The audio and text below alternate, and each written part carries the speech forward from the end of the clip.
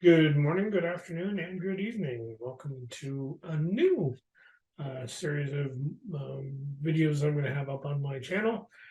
This is basically my review of old school game modules. I was a big fan of Gamma World and games like that back in the early 80s when I was a young whippersnapper of a role player.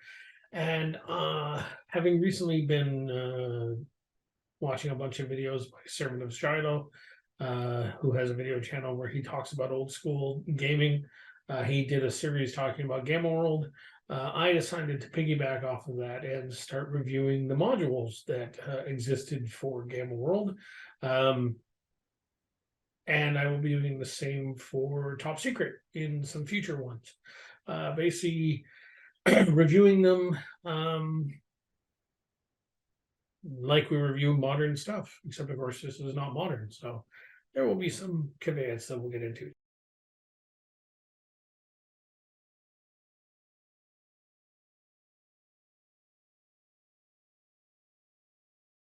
The first module that existed for Gamma World was Legion of Gold, GW1.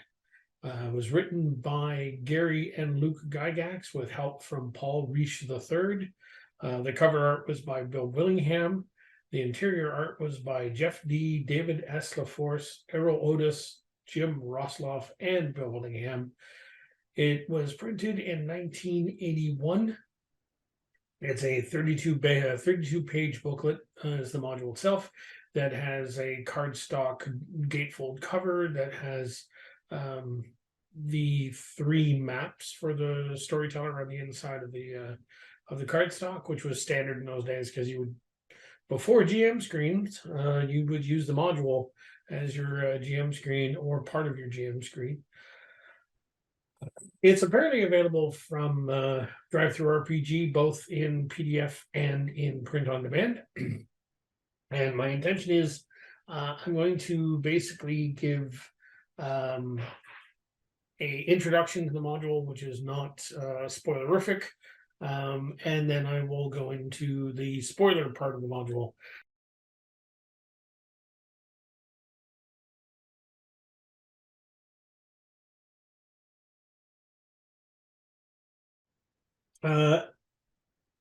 On the back of the actual module itself is the following: excerpts from notes made by Yadal Elfik, professor at the University of Horn. All know that there is much to worry about in these difficult times, but the skies have grown darker in the past few weeks, as if an omen of destruction hangs over us all. Baron Gemus, the warder, has been very preoccupied in recent weeks. This bothers me, for the mind of the ruler of the barony of Horn ought to be clear, since his decisions affect us all.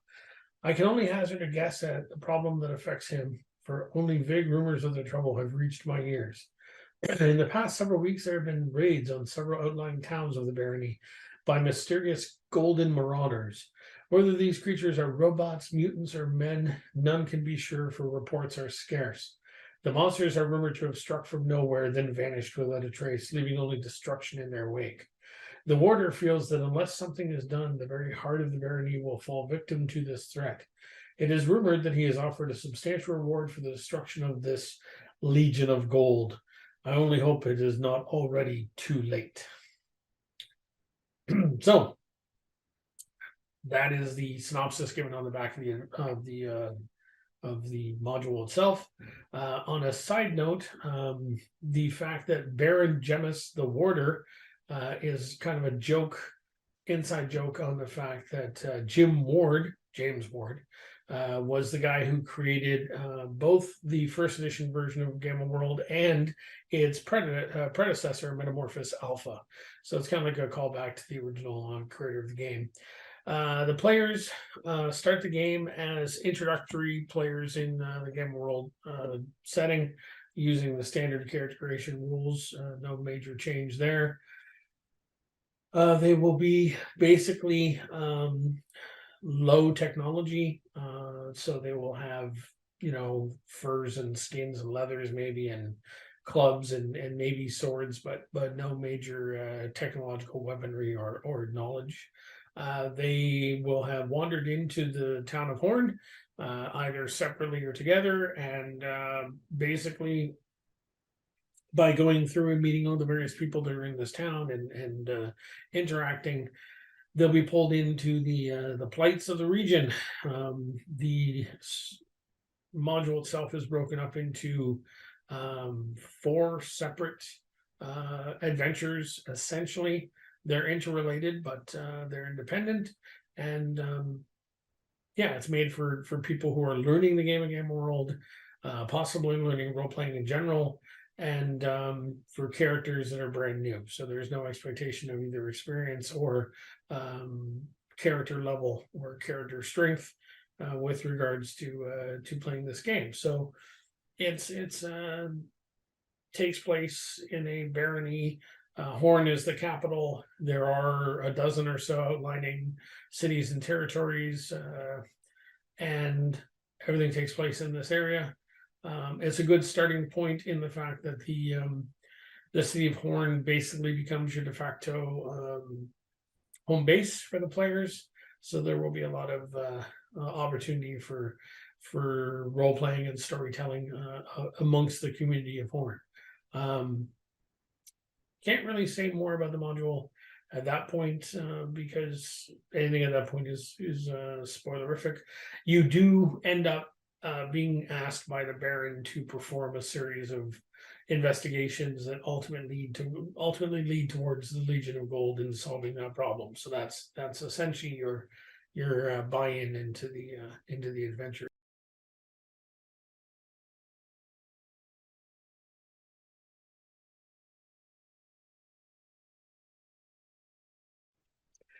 So basically, the story revolves around the fact that in the centuries past, there was a research center that was built to work on the world issues, and in order to make this work more efficiently, more effectively, they created a brain computer hybrid. The world turned worse, and they mothballed the place. However, when they mothballed the place, they put it under minimum power, and the brain was left conscious but not interacting with the world around it.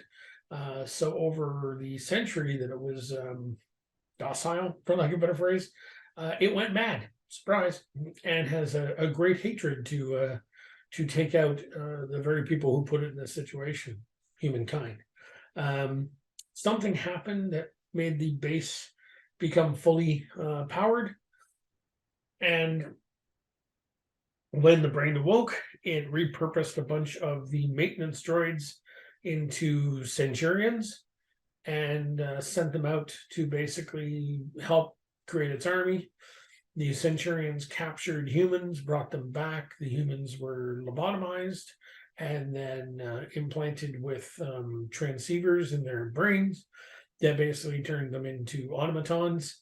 And then this process repeated and repeated and repeated, so that the few centurions can manage a legion. So they go out and they basically go on raiding adventures. It starts off small, but as the adventure goes on, it increases. So that's essentially the overall background. It's kind of a neat background. The droid or robot or the brain wanting to destroy humanity, a nice trope. So the adventure itself, has 8 sort of sections to it, for lack of a better phrase.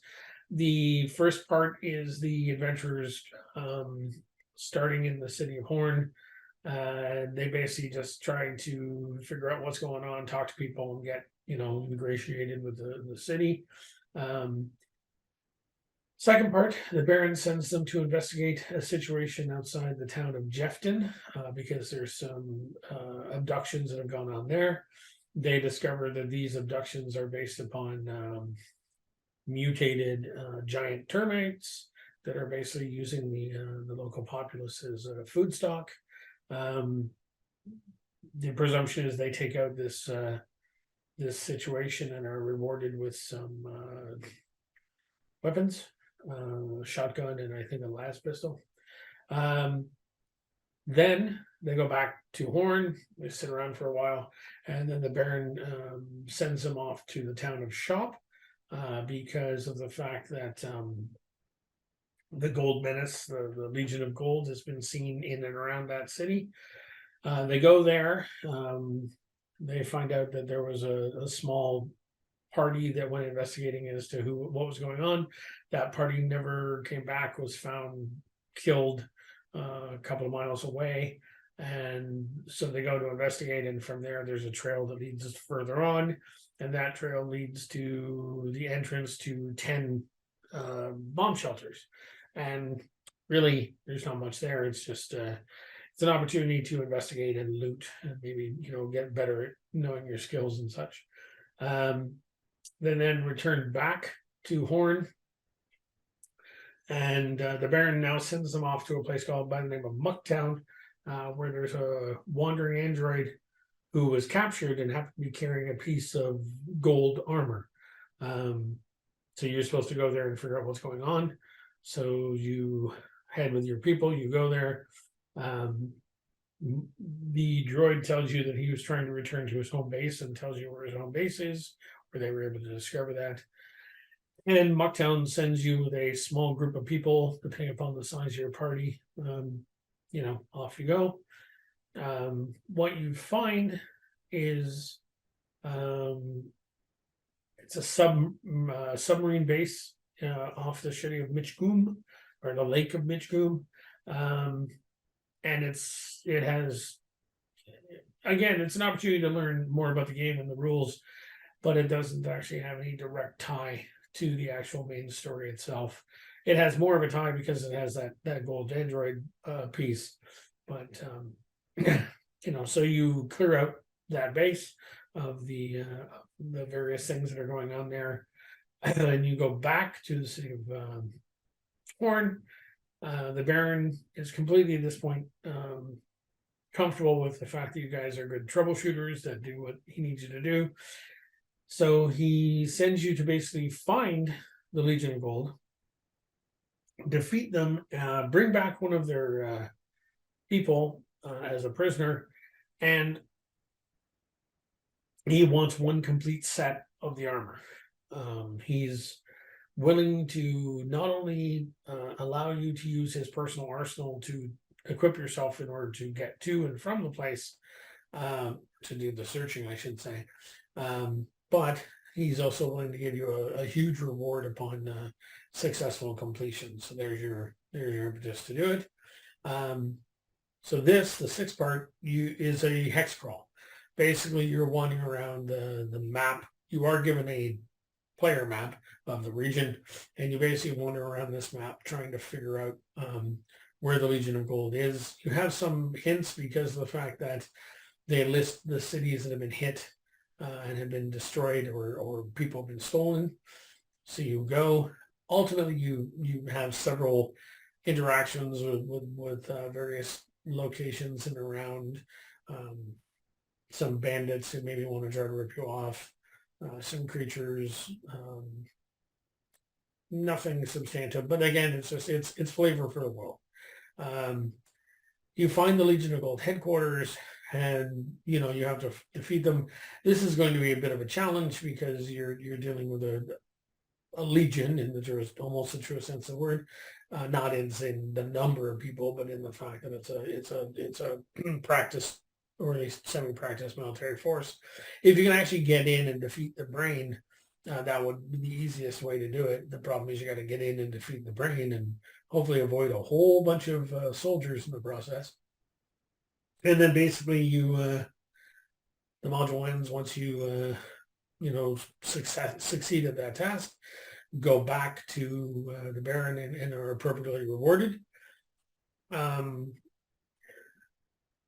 The adventure is designed for 5 to 6 players.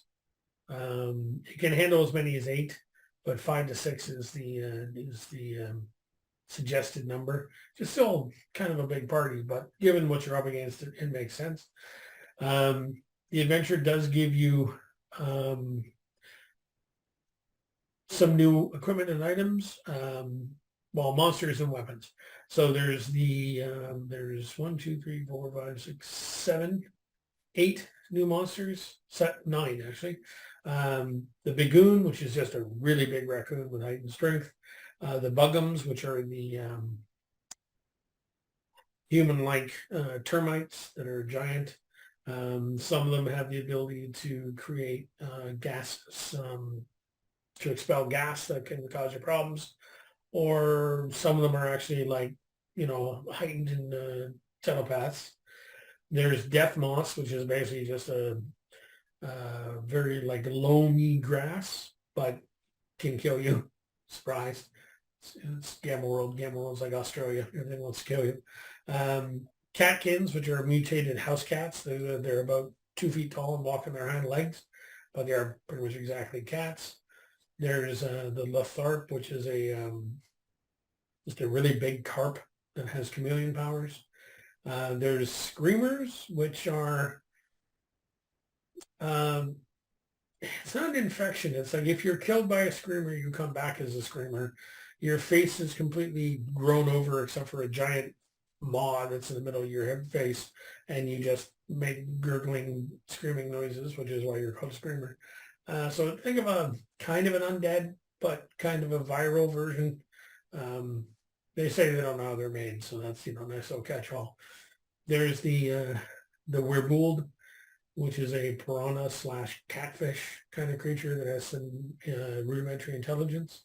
So they'll charge en masse onto a creature and, chew them up or sting them with their whiskers. And then, of course, the actual Centurions and Legionnaires. Centurions being repurposed domestic droids, and the Legionnaires being humans that have been, turned into automatons. And then the weapons, there's rifled musket, there's a mini grenade launcher, there's automatic pistols, there's 3 kinds of rifles, light civilian, light military, and heavy civilian. And then the 3 kinds of shotguns, small, medium, and large bore. There are also 2 fully fleshed out random treasure tables, percentile. They give you a whole bunch of more options. In the original Game of World main book, there is a similar table for basically the things you can find just wandering around. Like a good example of that is Charlton Heston in the original Planet of the Apes, when he finds the doll. That'd be an example of something that harkens back to old times, but at the same time is not trash, but just stuff that can be found. So in these tables, you can find anything from a yo-yo or some other thing to a spoon, like not a spoon, but say a pair of tongs or something, to an actual like Geiger counter. So, you have a random chance of getting something very useful or stuff that's just sort of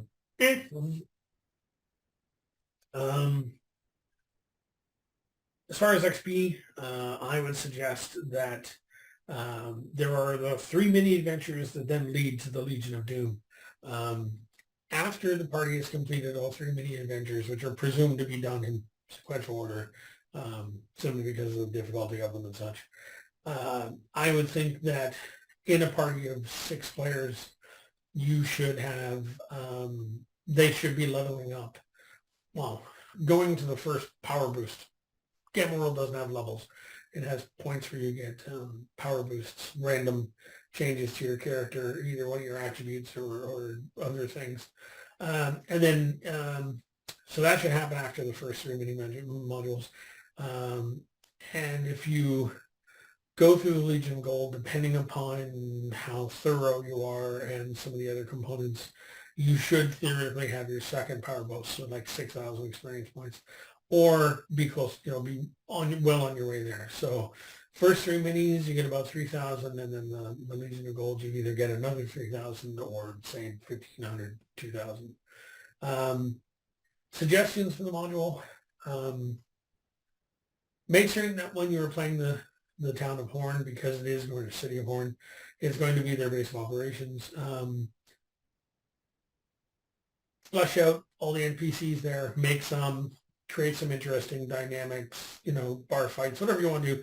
Make it a lived place and a living place so that when they come back to it, there are people there that they care about. There are situations that maybe, can create interesting story arcs. Make it into a living, breathing city, considering, of course, it's where they're going to be spending the majority of their downtime.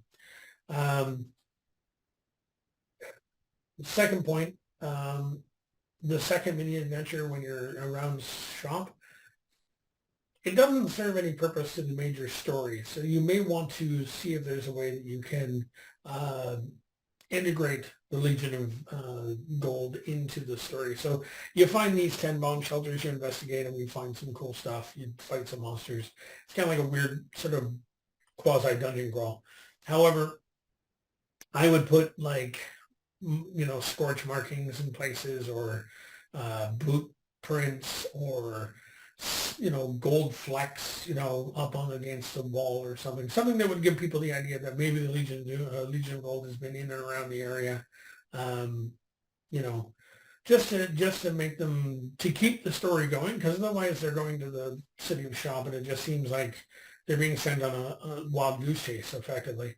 If you want it to be a wild goose chase, then you can, of course, leave it that way. I just think that personally, you want to try to give hints or ideas that they're on the trail. Third point, when this being Game of World, so you bear in mind this is a post-apocalyptic, future science world, which has kind of gone a little bit backwards. So the module very often say, oh, they found X. You've got to work out ways to describe X in such a way that you're not completely obfuscating what it is, but at the same time, you're not just saying, oh, you found a gun, because they won't know what a gun is unless their background explains it, or until they've started seeing guns, and then they can say, oh, yeah, you found a, boomstick, or, whatever you want to call it. So you may have to get a little bit creative. So like when they find a computer console, instead of describing it as a computer console, in front of you, there's a table of a strange material that does not appear to have any seams or joints. It is covered in many small squares, some that are lit and others that are not. In the middle of this table, there is a window that shows strange symbols and images that changes rapidly. Upon investigation, you find the buttons depressed when pressure is applied, and sometimes this will have an effect on what is being shown in the window. So you just basically described a keyboard and a monitor, but integrated into a table. But you're not doing it in that shorthand way. You want to be descriptive. It's gonna put some challenge on you, and it may create interesting opportunities for people to go, I have no idea what you're talking about, which is great because they shouldn't know, right? They will have to discover. They'll have to learn. They'll have to go, oh, right. That's a keypad. I know what that is now. And so don't call it a keypad. It's a door unlocker, or whatever the hell they would call it, right? So just bear in mind, that's a strong element of the game and needs to be utilized. And then this is early D&D, or early role-playing, I should say. So is lethal. It's there are based upon the average hit points that a character will have at this point any point in Game World, there are many things that can kill you, including just general stupidity. So early D&D was written around the idea that people would be cautious, investigative, questioning, wouldn't just run out there and do things. Modern D&D seems to have given a certain amount of plot armor to all of the characters. Original role-playing has none of that. Lethality is a very real and serious element of the game, not to be taken lightly. It's not like, oh, you'll save me. No, I won't. So just make certain that assault, like just running in and fighting, or expecting that they can negotiate their way out of things, may not be the two things which typically nowadays are done are going to be the solutions to it. They're going to have to be stealthier, cautious, paranoid even. And, when they go to places and do things, if they do something that is absolutely stupid, they should pay for it. And not necessarily in every instance should be fatal, but there are many points in the module that says, if they do X, they will die.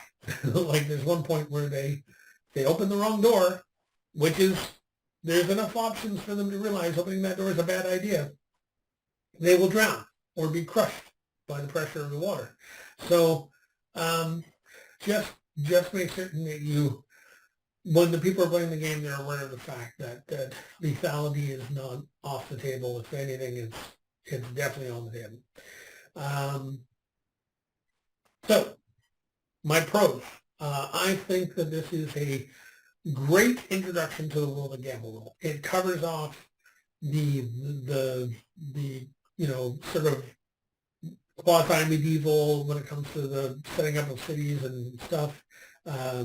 It's got the creatures, it's got the, adventures. I think it does a very, very good job of being the first module in the Gamble world because I think it has all the right beats and measures to get people to understand what Gamble World is very succinctly and very nicely. Number two, I think the fact that it comes with 4 adventures technically in the booklet is great. And each one of those can be run completely independently. You don't have to run them in the order that they're in the module. I think it's easier based upon what they're doing. But each one of them can be run completely independently. You could just have this aside and be doing a bunch of other stuff, and these things can come up as you need them. So I think it's really nice that you get 4 complete, succinct adventures in the same booklet. It gives you a great home base for your players. So it's a good starting point for not only the game, but any campaign or series of adventures that you want to put together because it's got this home base feel approach to it and gives your players the ability to become a member of the modern Gamble World society in that sense. It's a good way for the GM to build out their world because it gives you a central point. It says, okay, I want to build out from here. I know my immediate area. What do I want around that? It gives you a very good starting point for a series of adventures or a campaign. And it has a good mix of city encounters because you go to at least 3 different, populous places, each different sized, and you can work on that idea. They have a whole hex crawl component to it, and then they have the what we would normally call a dungeon crawl, but seeing as this is Gamble World, I'm going to call them complex crawls. So you're going into places that they're old science institutions or whatever, and getting into that. And also there's the fact you're doing like an actual more like a dungeon crawl because you're going into a hive that belongs to a series of creatures.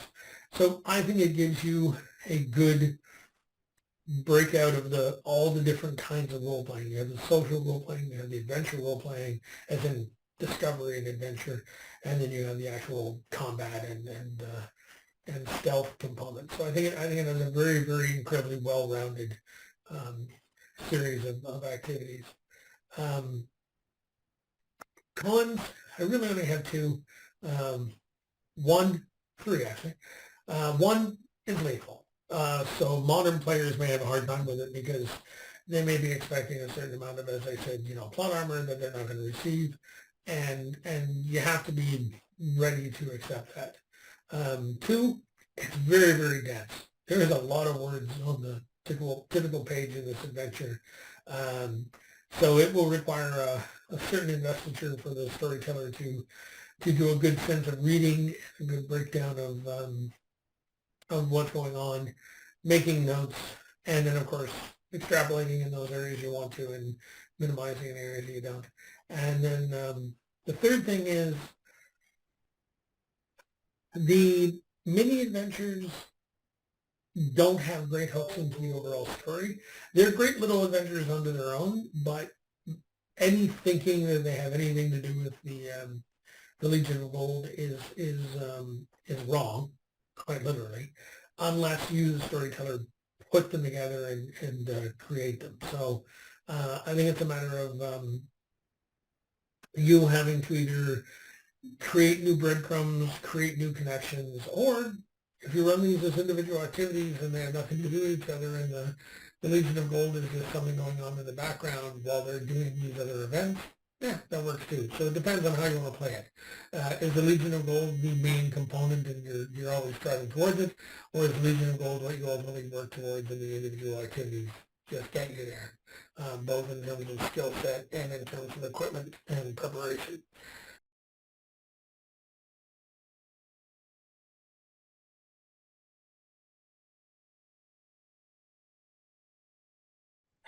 I have 4 categories: adventure concept, writing itself, what I call expandability, and then the overall rating. So adventure concept, the individual activities and adventures themselves.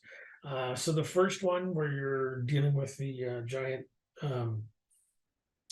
termites, I give that one an 8. I think that's a solid activity, adventure, hits all the right beats, gives you all the right things. I think it does a very good job. The second two, the one with the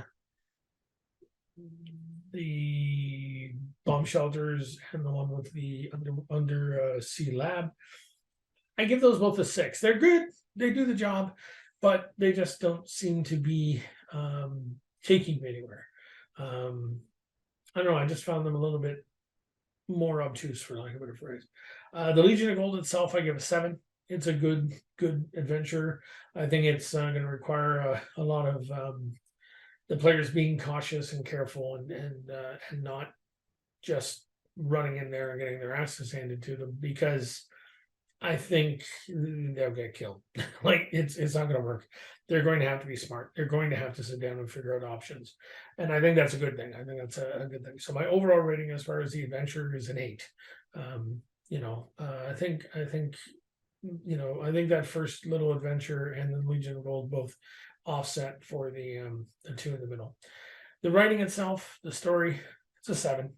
It's nothing amazing, but it's good, serviceable, does the job.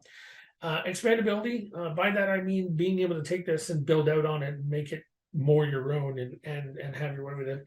I give that an 8, almost a 9, because there's a lot of opportunity for you to use this as a springboard for adventures and campaigns going forward. And I think that it's being the first adventure for the role-playing game, I think is brilliant. I think it does an excellent job of basically giving you that starting point. So my overall rating is like an 8.5. It's a really good adventure. I think even in today's well, maybe not so, but I think it still stands. And I think if you're going to go back and play Gamma World, I think playing this module, which is, as I said, available, so you can download it and either get a physical copy or a PDF from Drive-Thru-RPG. The link will be in the notes. I think it'd be great. I think it'll start people down the right path and definitely give them enough of a flavor of this post-apocalyptic science fantasy world that allows them to decide whether they want to continue with it. So thank you very much. I hope everybody has a great day. And we'll touch base next time. I will probably do a top secret module, the first one being Stella, which is the module that came with the original box set. And I'll probably be alternating between Game World and Top Secret going forward, and maybe adding some other stuff in there too. Maybe some early Shadowrun. We'll see. But thank you. Bye-bye.